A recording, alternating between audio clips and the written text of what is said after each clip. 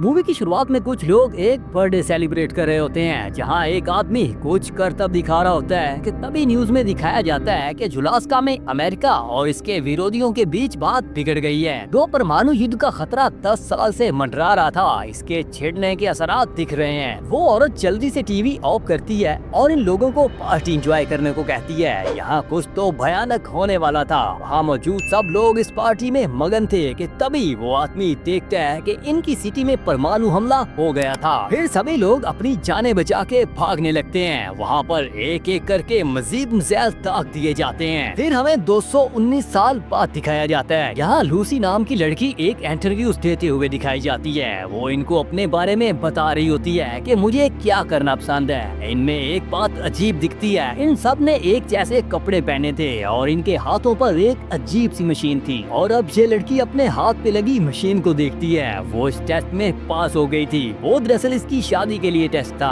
वो लोग अलग अलग वार्ड में रहते हैं और ये 33 वार्ड में रहती है। वो लोग शादी की तैयारी करने लगते हैं। लूसी अब बहुत खुश थी और फिर वो अपने पिता से मिलने जाती है और वो सब मिलकर वार्ड 32 की जानब बढ़ने लगते हैं। वहाँ इसका कजन भी होता है जिसका नाम जेट है। वो भी लूसी से शादी करना चाहता है। लूसी से समझाती है कि ऐसा नहीं हो सकता, हम बस अच्छे दोस्त हैं। और फिर वो दरवाजा खोल देते हैं और उस पार से एक औरत आगे बढ़ती है। वो दोनों वार्ड्स वाले आपस में सौदा करते हैं। लूसी के पिता इनको बीज और मशीनों के पार्ट्स देते हैं और वो इनको एक बंच चलाने वाला लड़का देंगे। वो लूसी को इसका होने वाला शोहर दिखाते हैं और फिर इनकी शादी करवा देते हैं। और लूसी अब इसे अपना कमरा दिखाने जाती है। दूसरी जानब इसका भाई वार्ड नंबर 32 की जानब बढ़ता है। वहाँ फसलें तबाह हो चुकी थी और वो मजीद आगे बढ़ता है कि वहाँ एक आदमी की लाश पड़ी थी। वो ये देखकर वहाँ से भाग जाता है और लूसी खिड़की की जानब बढ़ती है कि उसे किसी के चिल्लाने की आवाज आई थी। वो जल्दी से इस मशीन को अपने हाथ में पहनती है और इस आदमी की जानब करती है तो इसे पता चलता है कि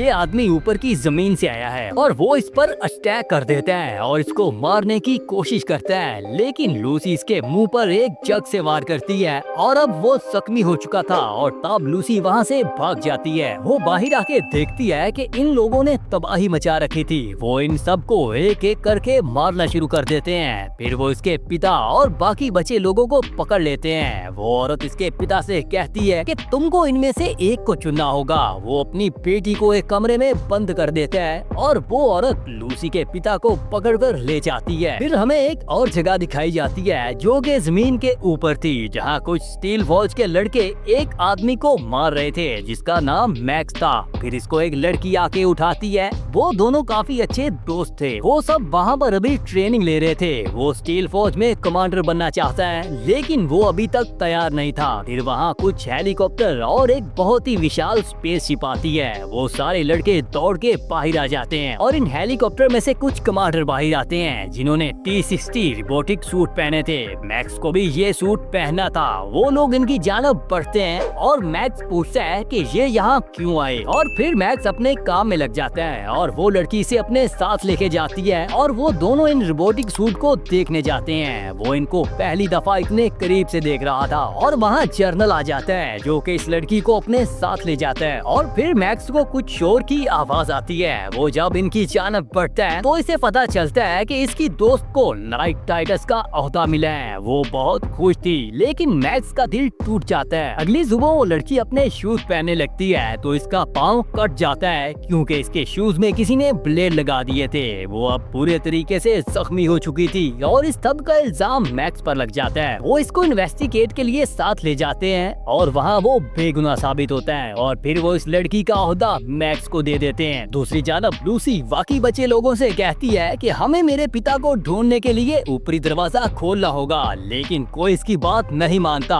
वो सब इसके पिता की कुर्सी चाहते थे। फिर वो अकेली ऊपर जाने का फैसला करती है। वो अपने भाई और कजन की मदद से ऊपर तक पहुंच जाती है जहां इसका कजन इसके साथ जाने को कहता है और वो इसको बेहोशी खुशी का इंजेक्शन लगा देती है और दरवाजा खोलकर बाहर की दुनिया में आ जाती है। वहाँ सब कुछ तबाह हो चुका था, लेकिन वो हार नहीं मानती और मजीद आगे बढ़ जाती है। इसके बाद मैक्स अपनी दोस्त से मिलने जाता है, क्योंकि इसकी पोस्ट अब उसे मिल चुकी थी।